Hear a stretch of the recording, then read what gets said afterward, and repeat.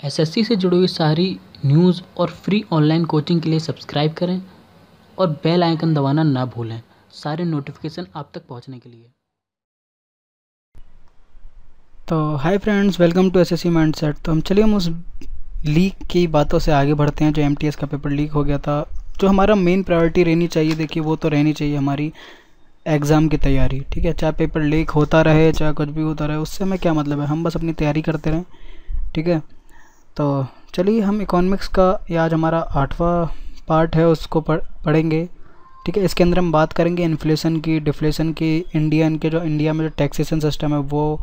ठीक है, उसके और जो पॉवर्टी लाइन है उनके बारे में। ठीक है, बीपीएल वगैरह उन सब के बारे में बात करेंगे। सॉरी। तो चलिए स्टार्ट करते हैं। तो सबसे पहले हमारा इन्फ्लेशन कि ठीक है, इन्फ्लेशन क्या है। देखिए, inflation is a state in which the value of money is falling और प्राइजेज आर राइजिंग। वो क्या कह रहा है कि देखिए, money is falling and prices are rising. इसका मतलब क्या हो गया, अगर एक एग्जांपल मैं आपको समझाऊं, मान लीजिए कि आपके पास क्या था, 100 रुपये थे। ठीक है, 100 रुपये में पहले 1 किलो आलू आते थे। एग्जांपल के तौर पे मान लीजिए कि 1 किलो आलू आते थे 100 रुपये में। ठीक है, अब क्या हुआ कि यार वही 1 किलो आलू 150 रुपये के हो गए। ठीक है, और अब आपको लेना ही लेना है। ठीक है, तो क्या हुआ कि यार मनी की वैल्यू गिर गई। ठीक है, वैल्यू ऑफ मनी गिर गई, मतलब जो चीज़ पहले 100 रुपये मिल रही थी आज वो 150 रुपये मिल रही है। वही सेम चीज़, मतलब उसका जो प्राइस तो बढ़ गया पर मनी की वैल्यू का मतलब आपके लिए वो अहमियत जितनी रखती थी वो कम हो गई। क्यों? क्योंकि आपको लेना ही लेना है। ठीक है, चाहे आपको वो 200 रुपये की मिले चाहे वो 300 की मिले, वो आपको लेना ही लेना है।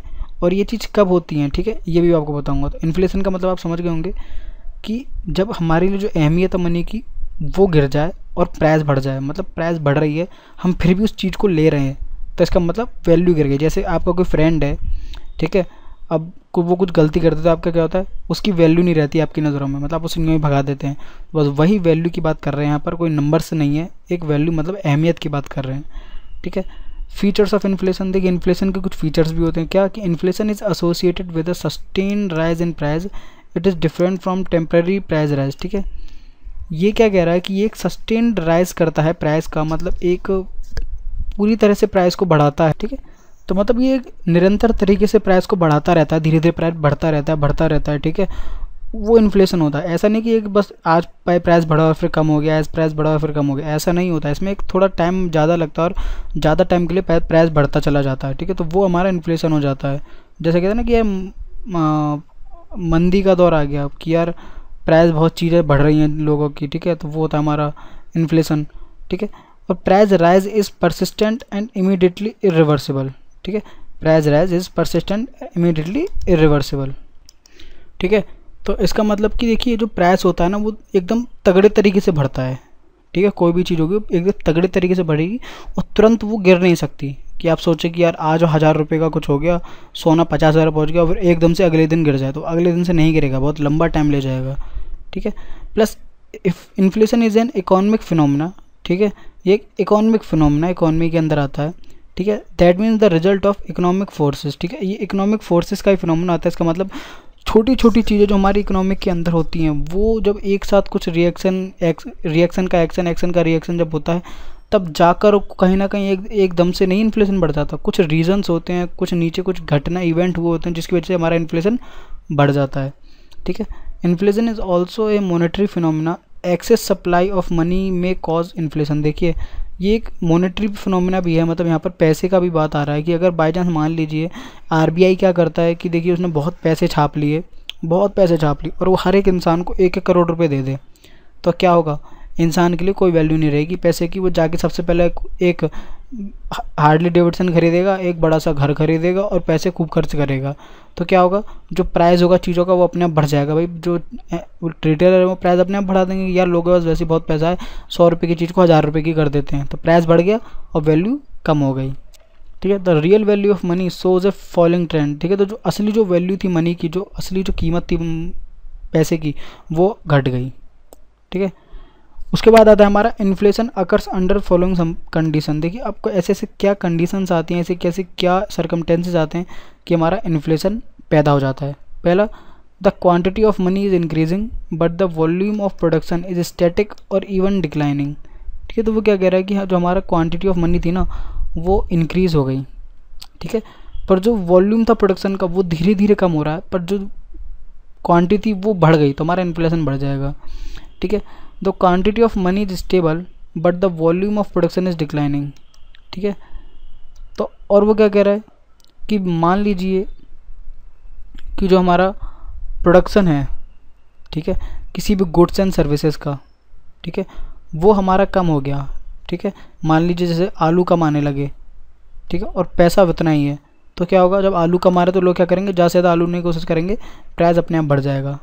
ठीक है, the quantity of money as well as the volume of production is increasing but the rate of increase in the volume of production is lesser than the rate of increase of the quantity of money.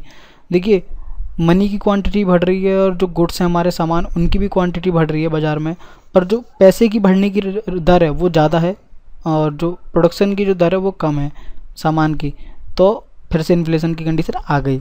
ठीक है, the quantity of money is declining and the volume of production is also declining. तो अब देखिए, अब वो यहाँ क्या कह रहा है कि क्वांटिटी जो मनी है, मनी की जो वो है मनी, वो भी हमारी घट रही है, प्लस हमारा जो प्रोडक्शन था गुड्स का वो भी हमारा कम हो रहा है, पर जो गुड्स का कम होने की जो दर है वो ज़्यादा है, ठीक है, हाई है मनी की दर को कम करने से। ठीक है, और द नेक्स्ट हमारा the quantity of money that means the supply is in excess of demand और रिक्वायरमेंट। ठीक है, तो मनी की जो सप्लाई हो रही है ना वो डिमांड से ज़्यादा हो रही है। ठीक है, कि यार उतनी डिमांड नहीं है, फिर भी ज़बरदस्ती पैसे दिए जा रहे हैं लोगों को, तो ये हमारी क्वांटिटी ऑफ मनी।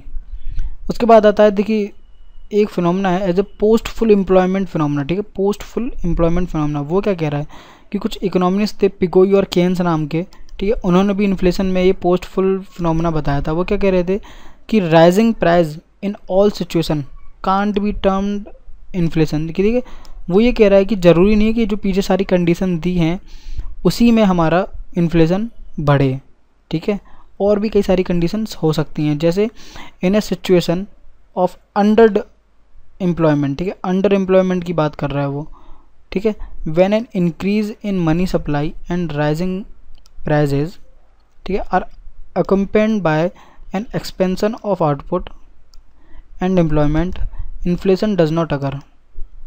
ठीक है, तो वो क्या कह रहा है, मान लीजिए अंडर डेवलपमेंट की बात कर रहा है। अब देखिए, अंडर एम्प्लॉयमेंट क्या होता है, अंडर एम्प्लॉयमेंट वो कंडीशन होती है जब इंसान एक बहुत छोटे वक्त के लिए एम्प्लॉयमेंट के अंडर आता है, मतलब पैसे कमाने की दर में आता है, और फिर बाद में जैसे आपके किसान या मजदूर, तो वो क्या करते हैं, घंटे के हिसाब से काम करते हैं, उन्हें उतना ही पैसा मिलता है, उसके बाद कल का उन्हें पता नहीं कि वो उनको काम मिलेगा या नहीं मिलेगा। ठीक है, तो वो होते हैं अंडर एम्प्लॉयमेंट। ठीक है, तो वो क्या कह रहा है कि ऐसी कंडीशन में जो मनी की सप्लाई है, ठीक है, वो इंक्रीज़ हुई, हमारा प्राइस भी इंक्रीज़ हो गया चीज़ का। ठीक है, पर क्या हुआ, एम्प्लॉयमेंट लोगों को थोड़ा थोड़ा मिल रहा था। ठीक है, थोड़ा थोड़ा मिलता जा रहा था, इस वजह से जो हमारा इन्फ्लेशन था वो अकर नहीं हुआ। ठीक है, दूसरा क्या है, पर but sometimes due to bottleneck. ठीक है, अब देखिए बोटल नेक भी बताऊँगा आपको क्या होता है। In the economy an increase in money supply may cause cost and price to rise more than the expansion of output and employment. ठीक है, this is known as the semi inflation और bottleneck inflation. देखिए, semi inflation और bottleneck inflation क्या होते हैं कि मान लीजिए कोई इकॉनमी है आपकी, ठीक है, और उसमें जो इंक्रीज़ मनी की सप्लाई है वो इंक्रीज़ हो गई। ठीक है, जिसकी वजह से वो जो कॉस्ट थ्योरी या जो प्राइस था किसी भी गुड्स एंड सर्विसेज का, आउटपुट का, वो इंक्रीज़ हो गया। ठीक है, और जब उसके इंक्रीज़ होने की वजह से जो आपका एम्प्लॉयमेंट था, ठीक है, उसमें भी ज़्यादा एक्सपेंसन हो गया।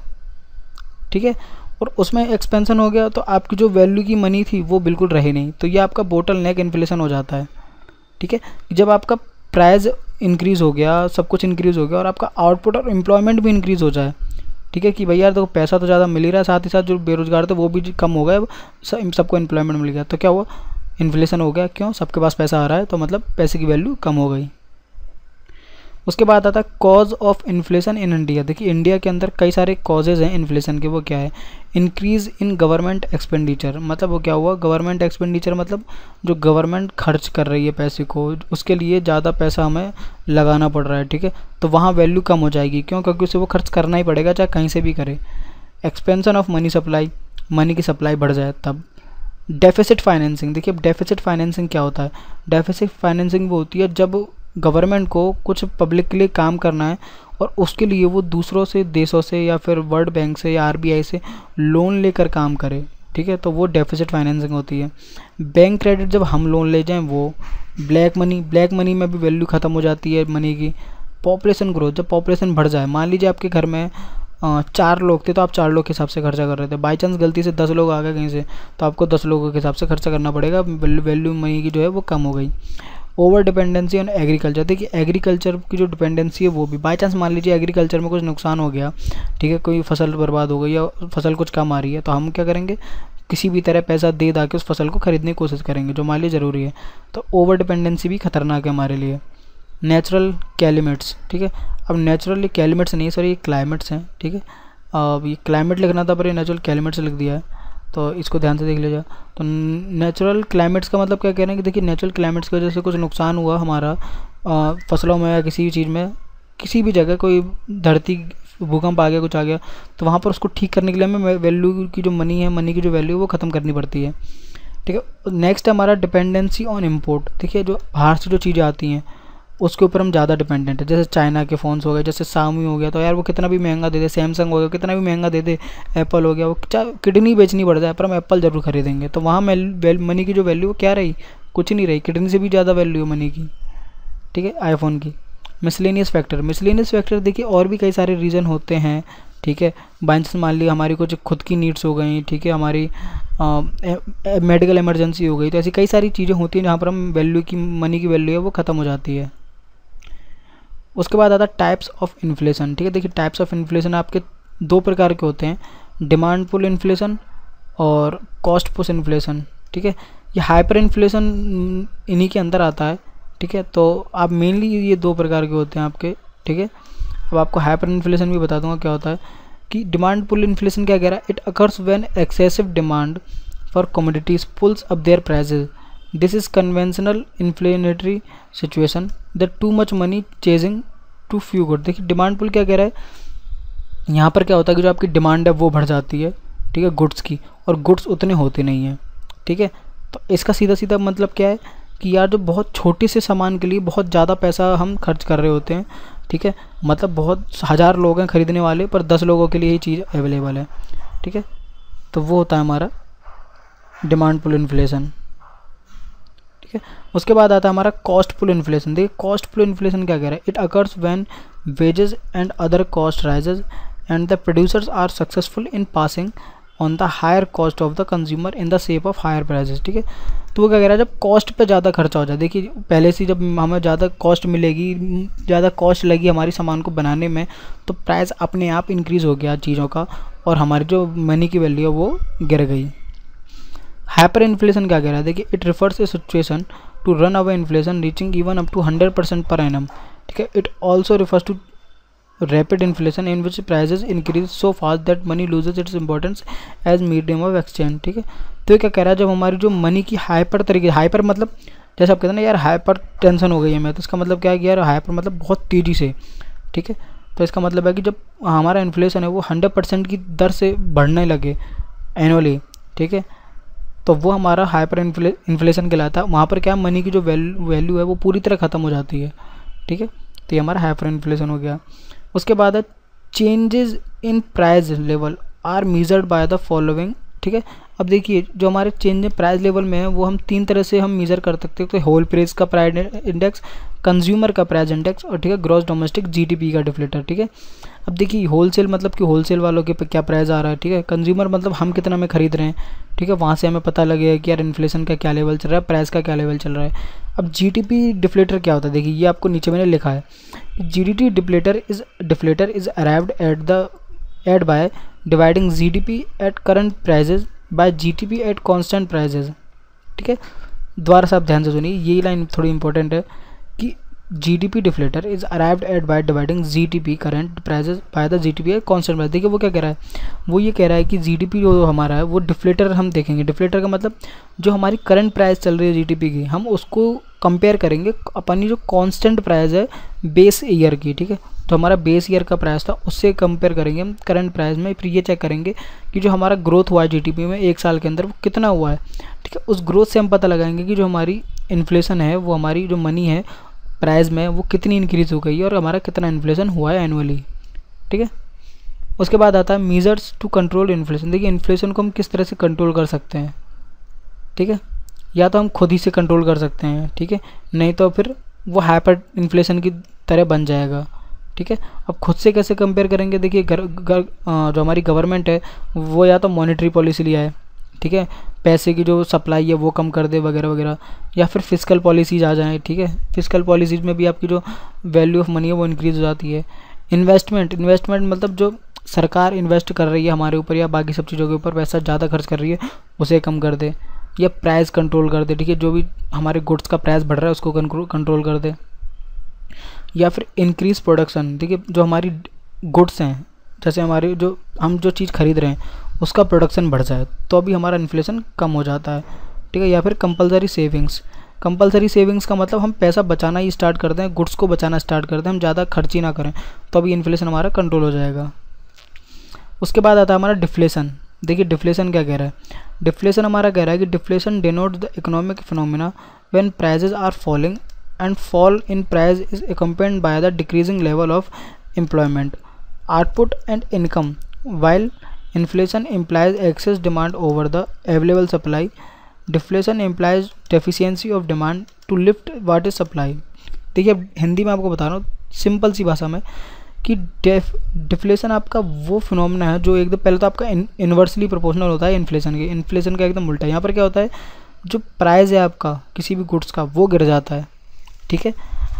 वो क्यों गिर जाता है, क्योंकि आपका जो यहाँ पर एम्प्लॉयमेंट है, ठीक है, वो भी गिर रहा है, ठीक है, आउटपुट वो भी गिर रहा है, प्लस जो इनकम है वो भी गिर रही है। कैसे, मान लीजिए कि आप किसी कंपनी में काम करते हैं, फिर हमारे देश में रेलवे है, रेलवे क्या करती है, एकदम से उसने सारे एम्प्लॉयमेंट को निकाल दिया, एम्प्लॉय को निकाल दिया, फिर क्या हुआ, बेरोजगारी आ गई, लोगों के पास खरीदने के लिए पैसा ही नहीं है, ठीक है। अब जब पैसा ही नहीं है तो क्या होगा, कंपनी की कोई चीज़ कुछ खरीदेगा ही नहीं, और जब कंपनी की कोई चीज़ खरीदी नहीं किसी ने तो प्राइस अपने आप गिर जाएंगे, ठीक है, क्योंकि उन्हें तो बेचना होगा, प्राइस अपने आप गिर गया। तो ये होता है डिफ्लेशन, जब डिमांड तो हम पूरी कर रहे हो पर खरीदने के लिए पैसा ही ना हो, ठीक है, वो होता है हमारा डिफ्लेशन। हम इसको क्या कहते हैं, डिसइन्फ्लेशन भी कहते हैं, मतलब इन्फ्लेशन का उल्टा डिसइन्फ्लेशन। अब देखिए दो तरह से इफेक्ट होता है हमारा डिफ्लेशन, ठीक है। डिफ्लेशन क्या करता है, प्रोडक्शन को इफेक्ट करता है। प्रोडक्शन को कैसे इफेक्ट करेगा, जब कोई चीज़ खरीदेगा ही नहीं तो प्रोडक्शन उन्हें अपने आप रोकना पड़ जाएगा गुड्स एंड सर्विसेज का, ठीक है। डिस्ट्रीब्यूशन को कैसे इफेक्ट करता है, देखिए डिस्ट्रीब्यूशन को इसलिए इफेक्ट करता है कि जब कोई कुछ खरीद ही नहीं रहा है, ठीक है, किसी के पास पैसा ही नहीं है उस चीज़ को खरीदने के लिए, तो यहाँ पर क्या होगा कि यार जब चीज़ हमारे पास आ नहीं रही तो हम तो डिस्ट्रीब्यूट क्या करें, गवर्नमेंट के पास वो चीज़ ही नहीं आ रही, वो डिस्ट्रीब्यूट क्या करेंगे, ठीक है, लोगों के पास खरीदने के लिए पैसा ही नहीं है। कंट्रोल ऑफ डिफ्लेशन, देखिए अब डिफ्लेशन को हम कंट्रोल कैसे कर सकते हैं, तो पहला है कि the monetary authority should follow cheap money policy, ठीक है। तो यहाँ पर क्या चीप मनी पॉलिसी लगा दे, मतलब चीज़ों को सस्ता करने लगे, ठीक है। They should use bank credit policy and open market operation to raise the volume of credit by the bank, ठीक है।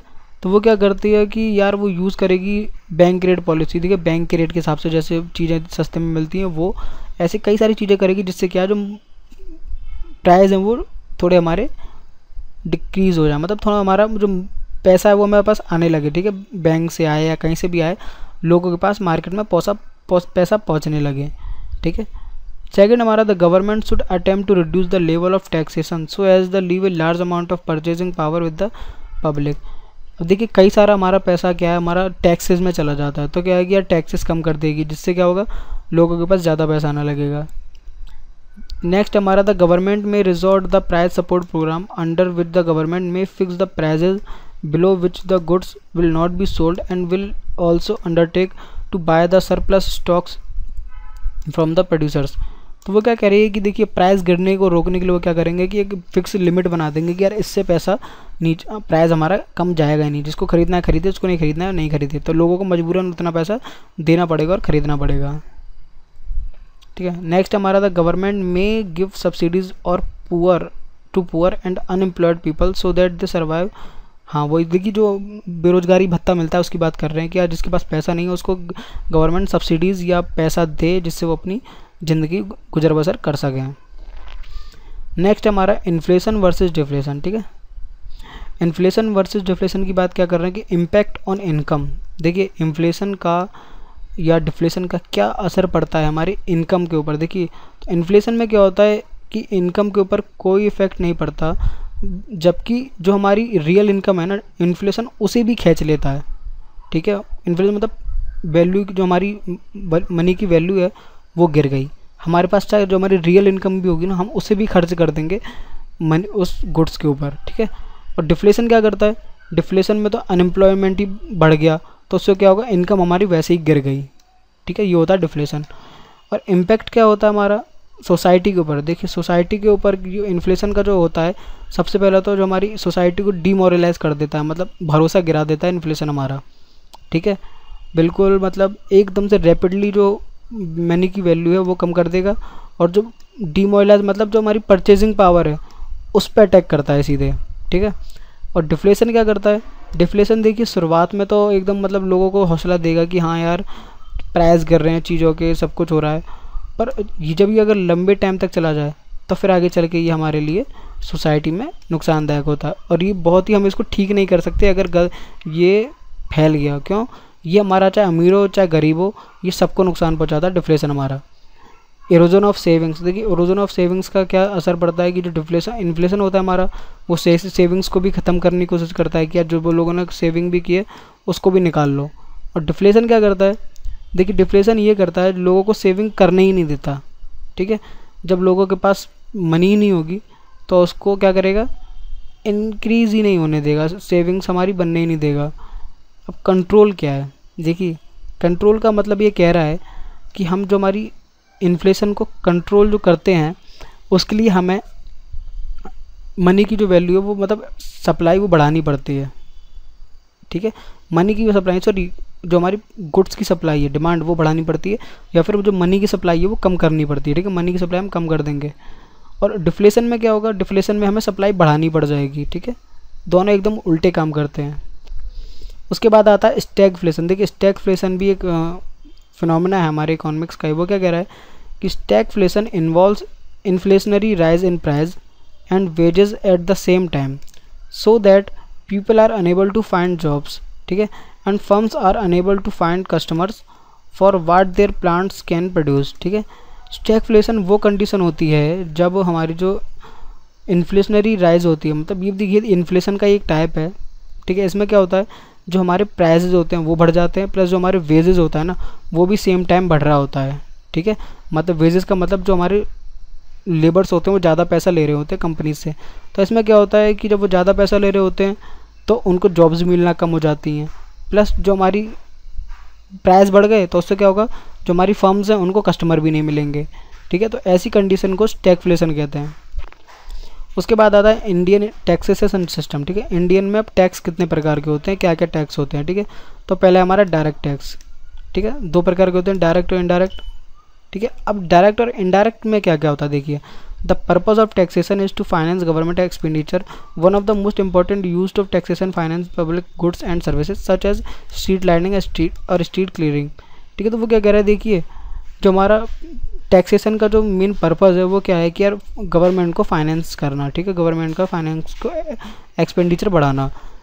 तो अब वो ये कह रहा है कि जो इसका टैक्स का मेन इंपॉर्टेंट यूज़ होता है वो क्या होता है कि यार जो पब्लिक के लिए गुड्स एंड सर्विसेज को प्रोवाइड कराना इस टैक्स के थ्रू, जैसे स्ट्रीट लाइट लगवाना, ठीक है, सड़कों को क्लीन करवाना, और भी कई सारी चीज़ें जो इन टैक्स के थ्रू ही पूरी की जाती हैं। डायरेक्ट टैक्स क्या होता है, वो टैक्स जो डायरेक्ट इंडिविजुअल से हमारी सरकार लेती है, जैसे इनकम टैक्स हुआ। ठीक है, और कई सारे टैक्स होते हैं, हमारा लैंड रेवेन्यू टैक्स हुआ। ठीक है, हमारा गिफ्ट टैक्स हुआ, ये कई सारे तरह के टैक्स होते हैं जो डायरेक्ट हमारी जो कॉर्पोरेट टैक्स हुआ हमारा। ठीक है, जो हमारी गवर्नमेंट हमसे डायरेक्ट ले लेती है। और इनडायरेक्ट क्या होता है कि जो गवर्नमेंट हमसे डायरेक्ट नहीं लेती है, एक थर्ड पार्टी के थ्रू हमसे लेती है।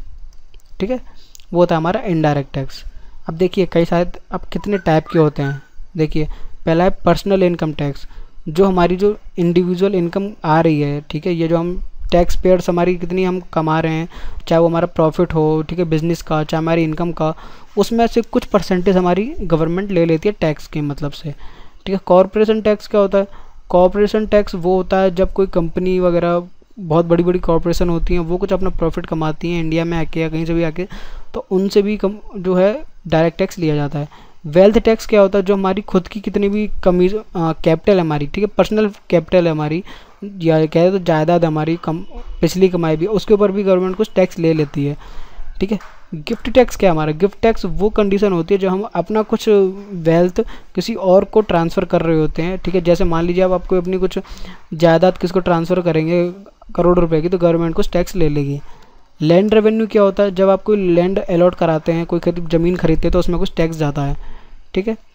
और प्रोफेशनल टैक्स क्या है, प्रोफेशन टैक्स वह जब आप कोई किसी प्रोफेशन में, मान लीजिए आप लॉयर हैं, डॉक्टर हैं, कुछ भी हैं और आप कुछ कमा रहे हैं पैसा, तो गवर्नमेंट आपसे टैक्स ले लेगी। स्टैम्प ड्यूटी और रजिस्ट्रेशन चार्जेस तो आपको ये दिख ही रहा है कि जब आप कोई भी बनवाएंगे डॉक्यूमेंट्स वगैरह तो उसके ऊपर भी गवर्नमेंट को चार्ज लेती है। सिक्योरिटी ट्रांजैक्शन टैक्स, देखिए ये जो सिक्योरिटी ट्रांजैक्शन टैक्स होता है ना, सिर्फ स्टॉक मार्केट्स में होते हैं, जब आप कुछ पैसा लगा के कुछ अपनी बॉन्ड्स या शेयर जमा कराते हैं, ठीक है, तो उसके लिए कुछ सिक्योरिटी के लिए कुछ वो आपसे गवर्नमेंट टैक्स ले लेती है। अब आता है हमारा एक्साइज ड्यूटी। देखिए एक्साइज ड्यूटी अगर आपकी बात करें तो एक्साइज ड्यूटी जो आपका सीधा सीधा टैक्स होता है, ठीक है। देखिए एक्साइज ड्यूटी वो टैक्स होता है जो आपके गुड्स प्रोड्यूस हो रहे हैं आपकी कंट्री में, ठीक है, तो उनके ऊपर जो टैक्स लगता है प्रोड्यूस होने में, आप कोई भी कुछ भी बना रहे हैं, कोई कंपनी कुछ भी बना रही है तो उसके ऊपर जो टैक्स लगता है वो हमारा एक्साइज ड्यूटी होती है, ठीक है।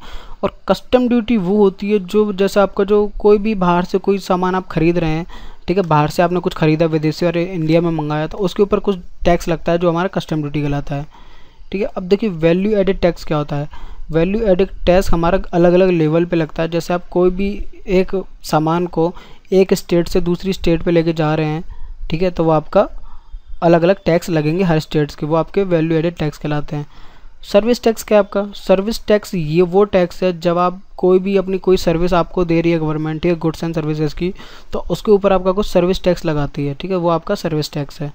सेंट्रल सेल्स क्या है, सेंट्रल सेल्स टैक्स वो टैक्स है जो गवर्नमेंट आपका स्टेट आपका कोई भी गवर्नमेंट से काम करती है, ठीक है, गवर्नमेंट क्या वो स्टेट ने कुछ पैसा या कोई भी गुड्स लिया अपनी सेंट्रल गवर्नमेंट से और किसके लिए, अपनी स्टेट लेवल के यूज़ के लिए, तो क्या होगा सेंट्रल आपका जो है गवर्नमेंट वो कुछ टैक्स ले लेगी आपकी स्टेट टैक्स से या फिर आपकी स्टेट ऑर्गेनाइजेशन से, ठीक है। पैसेंजर टैक्स क्या होता है, जब आप किसी एयरलाइंस वगैरह में आप ट्रैवल कर रहे हैं, ठीक है, कुछ भी कर रहे हैं तो उस ट्रैवल करने के ऊपर आपका कुछ टैक्स लग जाता है, वो आपका पैसेंजर टैक्स कहलाता है, ठीक है। एंटरटेनमेंट टैक्स क्या है, जब आप देखिए कोई बड़ी बड़ी फिल्में देखते हैं जो बहुत बड़ी होती हैं या फिर फिल्में नॉर्मली आप देखते हैं किसी प्लाजा वगैरह में जाके, तो उस पर क्या होता है कि आपको कुछ गवर्नमेंट टैक्स ले लेती है कि आप यहाँ पर आके मूवी देख रहे हैं, तो वो आपका एंटरटेनमेंट टैक्स कहलाता है। देखिए इलेक्ट्रिसिटी ड्यूटी, जो आप अपनी जितनी बिजली खर्च करते हैं उसके ऊपर कुछ आपका बिजली खर्चने के ऊपर वो कुछ चार्जेज आते हैं, प्लस चार्जेस के ऊपर कुछ आपका वो पैसे ले लेते हैं, जो आपकी इलेक्ट्रिसिटी ड्यूटी या इलेक्ट्रिसिटी टैक्स कहलाता है। मोटर व्हीकल क्या, जब मोटर व्हीकल कुछ खरीदते हैं देखिए तो पहले उसके ऊपर टैक्स लगता है, ठीक है, फिर उसके बाद वो आपका एक्साइज ड्यूटी वगैरह कुछ हो गई, ठीक है। उसके बाद क्या होता है कि अब जब आप उसे रजिस्टर कराएंगे गवर्नमेंट में, उसका नाम और आपका उसका नंबर वगैरह, तब भी वो कुछ टैक्स ले लेगा, वो आपका मोटर व्हीकल टैक्स कहला गया, ठीक है। उसके बाद है सजेशंस फॉर इम्प्रूवमेंट। देखिए इम्प्रूवमेंट के देने के लिए कई सारे सजेशंस आए थे, कई सारी कमेटी बनी कि हम कैसे हम टैक्सेशन सिस्टम को इम्प्रूव करें। तो जो पहली कमेटी आई थी वो 1953 में आई थी, ठीक है, जिसका नाम था John Mathai taxation inquiry commission, ठीक है, जॉन मथाई। आप इसको याद कर लीजिएगा, ये पूछ सकते हैं कि पहले टैक्सेशन सिस्टम कमेटी कौन सी थी और कब आई थी, ठीक है। फिर कालदोर रिपोर्ट जो आपकी 1956 में आई थी, डायरेक्ट टैक्स इंक्वायरी कमेटी जो आपकी 1970 में आई थी, ठीक है। महावीर त्यागी रिपोर्ट 1958, ठीक है। फिर है भूतालिंगम कमेटी जो आपकी 1957 में आई थी, वांचू कमेटी जो आपकी 1977 में आई थी, राज कमेटी, फिर ठीक है झा कमेटी, चौकसी कमेटी, राजा छेल्लई कमेटी, ठीक है, और केलकर कमेटी। तो ये टोटल इतनी कमेटी थी, आप इसमें से पहला याद कर सकते हैं, ठीक है, और लास्ट याद कर लीजिए, ये पहला और लास्ट याद कर लीजिए, ठीक है। हो सकता है इनसे पूछ ले कि नाम कब क्या है इनके, ठीक है। उसके बाद आता है आपका government efforts to improve taxation system. देखिए गवर्नमेंट भी कुछ सारे इंप्रूवमेंट कर रही है टैक्सेशन सिस्टम को इम्प्रूव करने के लिए। पहला तो है voluntary disclosure of black money, ठीक है। पहला तो ये कि यार आप अपनी जो ब्लैक मनी है उसको डिस्क्लोज़ कर दीजिए, जिससे क्या होगा कि आपकी जो मनी होगी सारी वो तो वापस हो ही जाएगी, बस उसमें से कुछ टैक्स काट लिया जाएगा, ठीक है। जैसे अभी हुआ था आपका, तो कितने हज़ार करोड़ का उन्होंने टैक्स सरकार ने कमाया था, जिससे कई सारी टैक्सेशन सिस्टम को इम्प्रूवमेंट हुआ था। प्लस कस्टम ड्यूटी, देखिए कस्टम ड्यूटीज़ को थोड़ा सा ठीक करना पड़ेगा, क्यों, क्योंकि हम बाहर से आजकल बहुत सारी चीज़ें मंगा रहे हैं, जिसकी वजह से क्या है कि लोगों को बहुत ज़्यादा कस्टम ड्यूटी देनी पड़ जाती है, तो उसको रिफॉर्म करना। Plus excise duty. देखिए ये दोनों ड्यूटीज़ ऐसी हैं जो हम कोई भी गुड्स खरीदते हैं उनके ऊपर लगती है, ठीक है, तो इनको हमें ठीक करना पड़ेगा। साथ ही साथ सर्विस टैक्स, आजकल क्या है देखिए कई सारी जगहों पे हम कोई सर्विस में कुछ खास सर्विस नहीं मिल रही होती है, फिर भी हमसे वो बहुत ज़्यादा सर्विस लेते हैं, ठीक है, तो ये होता है हमारा सर्विस टैक्स। अब इसको इम्प्रूव कैसे करेंगे? इसको इम्प्रूव करने के लिए क्या, गवर्नमेंट को अपनी सर्विसेज को थोड़ा बढ़ाना पड़ेगा, जिससे क्या होगा, हम जब सर्विस टैक्स देंगे तो हमें एक सेटिस्फेक्शन मिलेगा कि यार हम अगर टैक्स दे रहे हैं तो उतनी हमें सर्विस भी मिल रही है। अब है सोशियो इकोनॉमिक इंडिकेटर। देखिए कुछ सोशियो इकोनॉमिक इंडिकेटर ये है कि हम सोशली हमें ये पता चले कि यार हमारी सोसाइटी कितनी पॉवर्टी में और कितनी रिच है, ठीक है। तो अब देखिए पॉवर्टी क्या होती है? Poverty is a social phenomena where an a section of society is unable to fulfil even its basic necessity of life. ये एक वो सोसाइटी का वो हिस्सा होता है, ठीक है, जो अपना एक जो बेसिक नेसेसिटीज़ है, मतलब रोटी कपड़ा मकान वाला जो काम है वो भी अपना पूरा नहीं कर पाती हैं, वो आपकी पॉवर्टी के अंडर आती हैं, ठीक है। पॉवर्टी दो प्रकार की होती है, एब्सोल्यूट पॉवर्टी और रिलेटिव पॉवर्टी, ठीक है। एब्सोल्यूट पॉवर्टी वो होती है कि जो सरकार एक बताती है कि हाँ यार देखिए इतनी आपकी होनी चाहिए, पॉवर्टी लाइन इतनी है, और जब लोग हमारे उससे भी नीचे रहते हैं, हमेशा के लिए कम्प्लीटली हो जाते हैं, तो वो हमारे एब्सोल्यूट पॉवर्टी कहलाती है। और रिलेटिव पॉवर्टी वो कहलाती है जब हम एक सोसाइटी होती है अमीर वाली, ठीक है, एक होती है गरीब वाली, और दोनों को एक दूसरे से कंपेयर करते हैं, ठीक है, वो होती है आपकी रिलेटिव पॉवर्टी, ठीक है। उसके बाद आता है आपका BPL, population below poverty line, ठीक है। तो ये क्या है, बीपीएल क्या होती है, एक लाइन होती है या फिर कहते हैं एक नंबर होते हैं जो सरकार बनाती है। तो इसमें ये होता है कि जो इसके नीचे अंडर आता है, ठीक है, वो आपका बिलो पॉवर्टी लाइन कहलाएगा, मतलब वो अपनी नेसेसिटीज़ पूरी नहीं कर पा रहा, और जो उसके ऊपर होगा वो उसका मतलब ये है कि वो अपनी थोड़ी पूरी कर पा रहा है नेसेसिटीज़। देखिए एक तेंदुलकर कमेटी आई थी 2009 और 2010 में, जिन्होंने बताया था कि अगर कोई लोग गांव में रहते हैं तो उनकी जो मंथली एक्सपेंडिचर्स हैं वो कम से कम 860 होने चाहिए, नहीं तो वो बिलो पॉवर्टी लाइन आएंगे। और शहर में शहर में 860 होने चाहिए, ठीक है, अर्बन एरियाज़ में, और गांव में 673 होने चाहिए। अगर इतने रुपए से कम वो खर्च कर रहे हैं तो वो बिलो पॉवर्टी लाइन आते हैं, ठीक है। उसके बाद आता है आपका HDR, देखिए ह्यूमन डेवलपमेंट रिपोर्ट, ठीक है। ह्यूमन डेवलपमेंट रिपोर्ट का बहुत ज़्यादा इंपॉर्टेंस है आपकी पॉवर्टी लाइन को नापने के लिए, क्योंकि HDR में के हिसाब से वो आपकी पॉवर्टी लाइन डिसाइड करते हैं। देखिए HDR is board up by the United Nation, ये UNDP ने बनाई थी, ठीक है, हर साल बनाती है। यहाँ पर क्या होता है कि वर्ल्ड डेवलपमेंट रिपोर्ट के हिसाब जो आपकी आती है, वर्ल्ड बैंक निकालती है हर साल, ठीक है, फाइनेंशियल ईयर की होती है वो आपकी। वहाँ पर क्या होता है कि पूरी एक रिपोर्ट आती है कि यार ह्यूमन का कितना डेवलपमेंट हुआ है उस कंट्री के अंदर, ठीक है। वहाँ से आपको पता चलता है कि यार हमारी जो पॉवर्टी इंडेक्स है वो कितनी है, ठीक है। HDR is based on the human development index which has the first time given by the Mohammadullah Haq in Pakistan in 1990 in partnership with the Indian economist Amrita Sen, ठीक है। तो जो पहला जो HDR आया था आपका वो 1990 में आया था, जो पाकिस्तानी इकोनॉमिस्ट महमूद उल हक ने लिखा था, और साथ ही साथ इंडियन इकोनॉमिस्ट थे आपके अमृता सेन, दोनों ने मिलकर HDR पहली बार 1990 में निकाला था, जो आपका किस पे बेस्ड है, HDI पे, ह्यूमन डेवलपमेंट इंडेक्स पे आपका बेस्ड है, ठीक है। नेक्स्ट है आपका देखिए HDR के अंदर कई सारी चीज़ भी होती हैं जो आपको देखी जाती हैं। पहले है HDI हमारा, ठीक है, जो 1990 में आया था। फिर आपका GDI, gender related development index, जो आपका 1995 में आया था, ठीक है। फिर उसके बाद है आपका GEM, जेंडर एम्पावरमेंट मेजर्स, ठीक है, ये 1995 में हुआ था।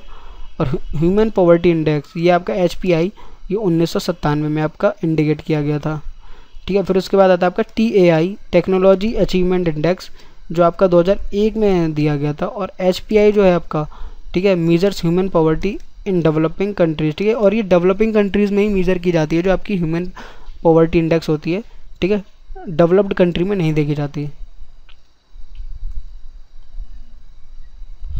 ठीक है। तो HPI फर्स्ट है, ठीक है, और जो HPI सेकंड होती है आपकी ह्यूमन पॉवर्टी इंडेक्स सेकंड, वो आपकी डेवलप्ड कंट्रीज़ में देखी जाती है। देखिए दोनों की अलग अलग HPI होती हैं, इसकी HPI फर्स्ट होती है और इसकी HPI सेकंड। अब देखिए तो अब जो आपकी ह्यूमन डेवलपमेंट इंडेक्स होती है वो क्या कह रहा है कि HDI is prepared on the basis of 3 indicator, ठीक है। ये आपके 3 इंडिकेटर्स के मतलब या 3 चीज़ों को ध्यान रखकर बनाई जाती है। पहली, life expectancy at birth. Life expectancy का मतलब ये है कि यार पैदा होने के बाद एवरेज एक आदमी कितने साल तक जी रहा है, ठीक है। प्लस एजुकेशन लेवल की, आपका जो एडल्ट हैं वो 2/3 आपका पढ़ाई कर पा रहे हैं नहीं कर पा रहे, और जो बच्चे हैं यहाँ जो कंबाइंड वेटेज आपका वो 1/3 होना चाहिए, ठीक है, बच्चे सबको मिलाकर। और जो आपका स्टैंडर्ड ऑफ लिविंग है, ठीक है, ये भी देखा जाता है इसमें। तो ये 3 चीज़ें ऐसी हैं जो देखी जाती हैं और इनके हिसाब से आपकी HPI बनाई जाती है। अब आता है आपका अनएम्प्लॉयमेंट। देखिए अनएम्प्लॉयमेंट क्या मतलब, बेरोजगारी। बेरोजगारी देखिए 2 प्रकार की होती है, रूरल एम्प्लॉयमेंट अनएम्प्लॉयमेंट और आपका अर्बन अनएम्प्लॉयमेंट, ठीक है। ये आपके 2 अभी हैं, एक आपका कॉमन अनएम्प्लॉयमेंट भी होता है, वही बताऊंगा। तो कि रूरल क्या होता है, जो आपके गांव में हो। देखिए गांव में 2 प्रकार की बेरोजगारी होती है। पहली होती है डिस्गाइज अनएम्प्लॉयमेंट, दूसरी होती है सीजनल अनएम्प्लॉयमेंट। ठीक है, डिस्गाइज का मतलब क्या है, डिस्गाइज आपको अगर बताऊं तो डिस्गाइज का मतलब ये होता है कि यार देखो किसान इतना नहीं कमा पाते जितना वो कमा सकते हैं, ठीक है। वो अपनी खेती कर रहे हैं, सब कुछ कर रहे हैं, पर वो अपने घर चलाने लायक भी पैसा नहीं कमा पाते। तो इसका मतलब वो बेरोजगार नहीं है, क्यों, क्योंकि वो खेती कर रहे हैं, पर वो इतना पैसा भी नहीं कमा पा रहे कि वो अपनी नेसेसिटी पूरी कर पाएँ। तो इसका मतलब ये होती है डिस्गाइज, कि हमें लगता है वो बेरोजगार नहीं है पर वो होते हैं। उसके बाद होता है सीजनल अनएम्प्लॉयमेंट, मतलब देखिए यार खेती का मौसम आ गया तब उनके पास पैसा है, खेती का मौसम चला गया तो उनके पास पैसा नहीं है, तो ये होता है आपका सीजनल अनएम्प्लॉयमेंट, ठीक है। अर्बन में क्या होता है, इंडस्ट्रियल अनएम्प्लॉयमेंट। इंडस्ट्रियल एम्प्लॉयमेंट क्या होता है कि यार देखो लोगों को पैसा कमाना है, लोगों को नौकरी करनी है, ठीक है, करना चाहते हैं, पर उनकी पढ़ाई अच्छी नहीं है या कुछ ऐसी कुछ प्रॉब्लम्स के कारण उनको नौकरी नहीं मिल पा रही, वो होती है आपकी इंडस्ट्रियल अनएम्प्लॉयमेंट। एजुकेटेड अनएम्प्लॉयमेंट क्या है कि देखिए जब बच्चे स्टूडेंट पढ़े भी हैं पर पॉपुलेशन की वजह से, पॉपुलेशन इतनी ज़्यादा है कि कंपनीज आपको नौकरी नहीं दे पा रही, तो वो है आपकी एजुकेटेड अनएम्प्लॉयमेंट। अब देखिए आपको कुछ कॉमन टाइप के भी अनएम्प्लॉयमेंट होते हैं, कैसे, जैसे पहला आपका ओपन अनएम्प्लॉयमेंट, स्ट्रक्चरल अनएम्प्लॉयमेंट और अंडर एम्प्लॉयमेंट है, ठीक है, और फ्रिक्शनल अनएम्प्लॉयमेंट, ठीक है। तो देखिए ओपन अनएम्प्लॉयमेंट क्या होता है, ठीक है, ओपन बेरोजगारी वो होती है जब एक बहुत बड़ा आपका एक सेक्शन या बहुत बड़ा आपका लेबर्स का ग्रुप को नौकरी नहीं मिल रही होती है। जैसे आपके इंजीनियर्स हैं आज के टाइम पे, तो कई सारे इंजीनियर्स ऐसे हैं या फिर जिनको नौकरी नहीं मिल पा रही है, ठीक है, तो वो आपके ओपन अनएम्प्लॉयमेंट के अंदर आ जाते हैं, ठीक है। अब ओपन अनएम्प्लॉयमेंट आपका ये नहीं देखता कि वो एजुकेटेड है या इलिटरेट है, ठीक है, वो आपका सीधा वो है कि यार एक बहुत बड़ा तबका नौकरी नहीं पा रहा।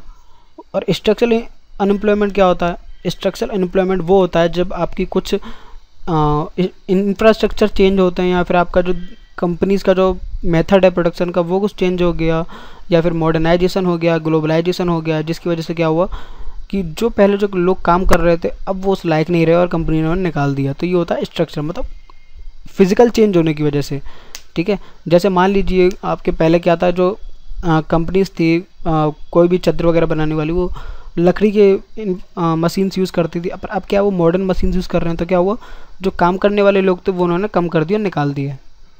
अब होता है अंडर एम्प्लॉयमेंट, मैं आपको पहले ही बताया अंडर एम्प्लॉयमेंट वो होता है जब जहाँ पर कोई एक आदमी बहुत कम वक्त के लिए घंटों के हिसाब से उसे पैसा मिल रहा हो और उसकी एक परमानेंट एम्प्लॉयमेंट ना हो। फ्रिक्शनल एम्प्लॉयमेंट क्या होता है आपका, देखिए फ्रिक्शनल एम्प्लॉयमेंट वो होता है जब आपका आदमी खुद ही नौकरी छोड़ देता है, किस लिए, एक बेटर जॉब के लिए, ठीक है, तो वो आपका होता है फ्रिक्शनल अनएम्प्लॉयमेंट, ठीक है। तो आपकी ये पूरी एक आपकी वीडियो थी आपकी, ठीक है। अब नेक्स्ट में हम बात करेंगे वीडियो में कि यार कौन कौन सी और भी कुछ छोटी छोटी चीज़ें जो रह गई हैं हमारी पिछली वीडियोस में, प्लस साथ ये बात करेंगे कि गवर्नमेंट में कौन कौन सी स्कीम्स निकाली हैं इकोनॉमिक एरिया में, ठीक है। तो फिर मिलते हैं नेक्स्ट वीडियो में। अगर ये वीडियो पसंद आई तो प्लीज़ इस वीडियो को लाइक करें, ठीक है, कुछ कहना चाहते हैं तो कमेंट करें, और अभी तक सब्सक्राइब नहीं करें तो प्लीज़ सब्सक्राइब करें। तब तक के लिए bye, thanks for watching and वंदे मातरम।